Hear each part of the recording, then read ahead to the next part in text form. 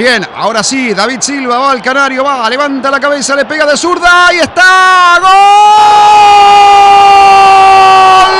¡Gol, gol, gol, gol, gol, gol, gol, gol, gol, Helguera! ¡Gol, gol, gol, gol, gol, gol, gol, gol, gol, gol, gol, gol, gol del Valencia!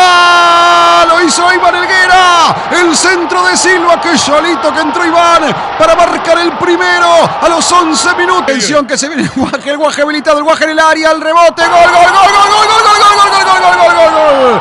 Gol, gol, gol, gol, gol, gol, gol, gol, gol, gol, gol, Villa, Guaje. Vale, Guaje, David Villa, solo, ante Notario, definición de grande, definición del Guaje, David Villa. Y saca de cabeza Mejía a medias, recupera el gol de Valencia, saca otra vez Mejía, le queda el Belda con una habilitación, vale para Silva, Silva para Villa, ahí está, vale, gol,